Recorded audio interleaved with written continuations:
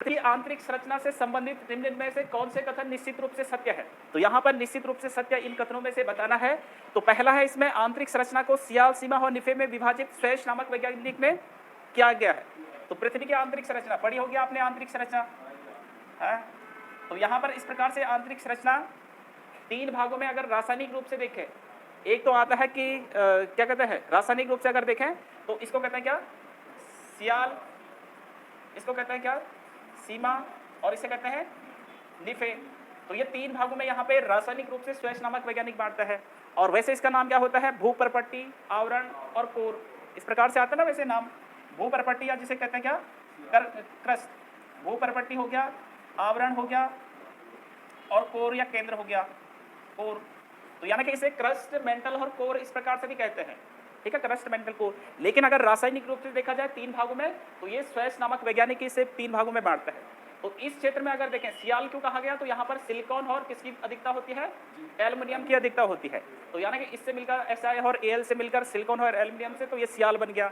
ऐसे सीमा क्षेत्र में तो यहाँ पे क्या होगा, सिलिकॉन और मैग्नीशियम, Mg, तो इसकी अधिकता के कारण इसे सीमा कहा गया।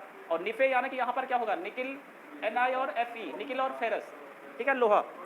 तो निकिल और फेरस की अधिकता होने के कारण इसे निफे कहा गया। तो इसलिए इसे सियाल, सीमा, निफे रासायनिक रूप के आधार पर ये स्वेश नामक वैज्ञानिक बांटता है, तो ये सही हो जाएगा। दूसरा है कि सर्वाधिक आयतन मेंटल क्षेत्र द्वारा घेरा गया। तो यानी कि जो बीच वाला क्षेत्र है, आवरण वाला, तो यहीं पर सबसे ज्यादा आयतन लगभग 84% के करीब यहाँ पे इसका वॉल्यूम, आयतन यहाँ पे आवरण क्षेत्र का होगा। तो ये भी सही हो जाएगा। तो पहला वाला सही है, दूसरा वाला सही है। तीसरा वाला देखा है कि पृथ्वी की भूपरपट्टी पर सर्वाधिक मात्रा में नाइट्रोजन पाया जाता है। तो नाइट्रोजन पाया जाता है या नहीं पाया जाता है, तो क्या पाया जाता है, सर्वाधिक मात्रा में भूपरपट्टी यानी कि जो क्रस्ट वाला क्षेत्र है। तो क्रस्ट यानी कि पृथ्वी का जो ऊपर वाला सरफेस वाला क्रस्ट वाला क्षेत्र है, तो यहाँ पर सर्वाधिक मात्रा में कौन सा तत्व पाया जा रहा है, तो ऑक्सीजन यहाँ पे होगा, न कि नाइट्रोजन। ऑक्सीजन होता है, और लगभग कितना प्रतिशत होता है ऑक्सीजन, तो ये 46% ऑक्सीजन यहाँ पे क्रस्ट वाले क्षेत्र में, भूपरपट्टी क्षेत्र में वहाँ पर होगा। और अगर नाइट्रोजन की बात करें, नाइट्रोजन कहाँ पे सर्वाधिक होता है, तो वो वायुमंडल में होगा, एटमॉस्फेयर। तो यहाँ पर भूपरपट्टी पूछा गया है, न कि वायुमंडल पूछा गया। हाँ आएगा वो भी, 78%। अगला है पृथ्वी के कोर वाले क्षेत्र में निकिल व फेरस की अधिकता होती है। तो ये अभी हमने देखा कि कोर ये वाला क्षेत्र है, तो कोर क्षेत्र में निकिल और फेरस की अधिकता होती है, तो ये सही होगा। तो ये सही है, लेकिन ये वाला तीसरा वाला गलत हो जाएगा। तो जहाँ पर भी तीन है, तो तीन यहाँ पे है, ये गलत हो जाएगा, यहाँ पर है गलत है, यहाँ पे गलत। तो एक ही जगह है जहाँ पे तीन नहीं है, ठीक है। तो अगर ये तीन वाला आ रहा है, तो सीधे सीधे राइट आंसर सी वाला हो जाएगा। अगला इसमें 39 वाला क्वेश्चन, निम्नलिखित कथनों पर विचार कीजिए। तो पहला है इसमें महाद्वीपीय विस्थापन सिद्धांत वैगनर के द्वारा दिया गया। तो ये क्या हो जाएगा, सही हो जाएगा।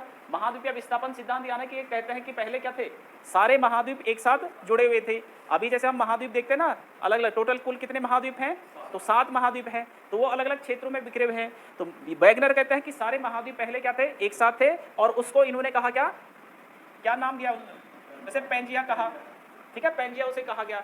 फिर उसमें कहा कि इसका उत्तरी वाला क्षेत्र क्या था, उसे कहते थे क्या, अंगारा लैंड। जो उत्तरी वाला क्षेत्र, जैसे अभी हम कहते हैं कि नॉर्थर्न हेमिस्फीयर और साउथर्न हेमिस्फीयर, उत्तरी गोलार्ध और दक्षिणी गोलार्ध। तो इन्होंने कहा कि जो ऊपरी वाला क्षेत्र है उसे अंगारा लैंड, और नीचे वाला जो है उसे कहते हैं, दक्षिण वाला उसे गोंडवाना लैंड, ठीक है, गोंडवाना लैंड।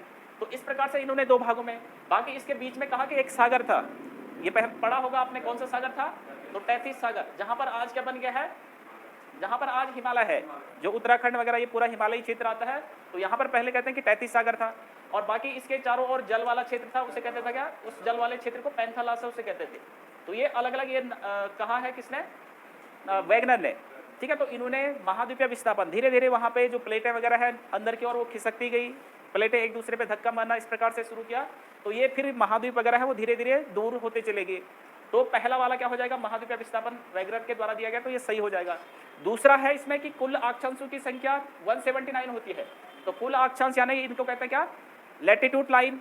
अक्षांश अगर हम बात करें, अक्षांश रेखाएं इस प्रकार से होंगी। तो यहाँ पर इस प्रकार से, यानी कि ईस्ट से वेस्ट के लिए, वेस्ट से ईस्ट के लिए ये क्या होगी, लैटिट्यूड लाइन इनको कहते हैं।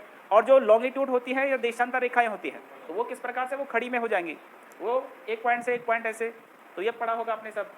तो यहाँ पर कह रहा कि 179 होती है, तो सही है या गलत हो जाएगा ये है, या कहीं सही होगा, हाँ गलत ही है। तो कुल अक्षांशों की संख्या 179 नहीं होती है, बल्कि अगर देखा जाए कुल अक्षांशों की संख्या कितनी हो जाएगी, कितनी हो जाएगी 181 होगी। तो टोटल अगर बीच वाली, जैसे बीच वाली लाइन आती है उसे कहते हैं क्या 0 डिग्री। इस 0 डिग्री के ऊपर जो क्या है कुल अक्षांश है, तो यहाँ कितनी अक्षांश हो जाएंगी 90 ऊपर है, और ऐसे ही नीचे दक्षिणी गोलार्ध में भी कितनी हो जाएंगी 90 हो जाएंगी। तो यानी कि हम कहेंगे 90 प्लस 90 प्लस 0 वाली, तो टोटल ये कितनी हो जाएंगी 181 ये हो जाएगी 181 होगी। तो कुल अक्षांशों की संख्या 181 है, न कि 179। लेकिन अगर पूछा जाएगा कि कुल अक्षांश रेखाओं की संख्या, अगर वहां पे लाइन पूछी जाएगी कुल अक्षांश रेखाएं, अक्षांश रेखाएं, अक्षांश रेखाएं, तो अक्षांश रेखाओं की संख्या हो जाएगी 179। तो यहाँ पर रेखा नहीं पूछा गया है, लाइन नहीं पूछी गई, यहाँ पर केवल कुल अक्षांशों का नंबर पूछा गया है। तो रेखाएं यहाँ पर 179 कैसे कम हो जाएगी? हाँ, तो ये लास्ट वाले जो पॉइंट है, उत्तरी गोलार्ध वाला और दक्षिणी गोलार्ध जो लास्ट 90 डिग्री वाली जो वो है पॉइंट है, तो वो केवल लास्ट पॉइंट है, न कि वो लाइन है। लाइन क्या होती है हमेशा, हाँ लाइन यानी कि दो पॉइंटों को मिलाती है, इस प्रकार से ये लाइन होगी। और कहीं पर एक ही पॉइंट है तो वो लाइन उसे नहीं गिना जाएगा। तो लाइन में हमेशा दो पॉइंट वहाँ पे मिलेंगे। तो यहाँ पर जैसे ये वाली है, एक पॉइंट ये है और एक पॉइंट ये है, तो ये तो लाइन मानी जाएगी। जबकि यहाँ पे लास्ट पॉइंट है तो ये लाइनों में नहीं माना जाएगा।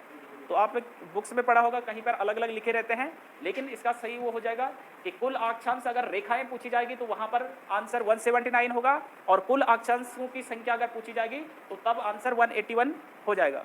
तो ये दूसरा वाला क्या हो जाएगा, यहाँ पे गलत हो जाएगा। तीसरा वाला है विश्व के सर्वाधिक भूकंप प्रशांत महासागरीय बेल्ट में आते हैं। तो पैसिफिक जो ओशन वाला क्षेत्र है वहाँ पे सबसे ज़्यादा भूकंप आते हैं, ज्वालामुखी विस्फोट उद्गार वगैरह वहाँ पर अधिक होते हैं। तो ये सही हो जाएगा। अधिकतर भूकंप वगैरह ये सारे जो जापान वगैरह हैं ये ठीक है। तो ये वाला पूरा क्षेत्र अधिकतर रिंग्स ऑफ फायर इसे ही कहा जाता है इस क्षेत्र को, ठीक है। तो ये सही हो जाएगा। 4 वाला है, इसमें भूकंप तरंगे पृथ्वी के धरातल पर जहाँ सर्वप्रथम पहुँचती है तो उसे क्या कहते हैं, अभिकेंद्र कहा जाता है। तो सही होगा या गलत? तो ये गलत हो जाएगा। ये अभी पिछले उसमें आया था। तो यहाँ पर क्या होता है, यानी कि ये अगर पृथ्वी का सरफेस है, इससे नीचे से भूकंप तरंगे अगर उत्पन्न हो रही है तो जहां से उत्पन्न होंगी उस पॉइंट को कहते हैं क्या, उसे कहेंगे अभिकेंद्र, अभिकेंद्र उसे कहेंगे। और जहां पर पृथ्वी में सबसे पहले जिस पॉइंट पे सबसे पहले पहुंचेगा तो उसे कहेंगे क्या, अधिकेंद्र। अधिकेंद्र बताया था ना, अधिकेंद्र और अभिकेंद्र, ये भीतर अंदर हो जाएगा, ये अधिकेंद्र धरती बाहर हो जाएगा। या इसे एपिसेंटर कहते हैं, अधिकेंद्र को, ऊपर वाले को एपिसेंटर, और इसे क्या कहते हैं, फोकस कहते हैं, मूल कहते हैं, या हाइपोसेंटर भी इसे कहते हैं, ठीक है।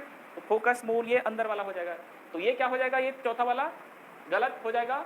यहाँ पर कह रहा है कि पृथ्वी के धरातल पर जहाँ सर्वप्रथम पहुँचती है तो उसे क्या कहते हैं, उसे एपिसेंटर, अधिकेंद्र कहते हैं। तो यहाँ पर अभी दे रखा तो ये गलत हो जाएगा, यहाँ पर अधिकेंद्र कहते हैं। तो इसका राइट आंसर हो जाएगा क्या, केवल और केवल फर्स्ट और थर्ड, केवल 1 और 3। तो ए वाला इसका क्या हो जाएगा, राइट आंसर हो जाएगा। अगला है इसमें 40 वाला क्वेश्चन है, कौन सा वाला, वर्षाई की संधि वाला? अच्छा, असत्य पूछा गया है। चल, तो इसमें से बताना है, असत्य कथन बताना है, ठीक है। तो असत्य कथन में क्या हो जाएगा,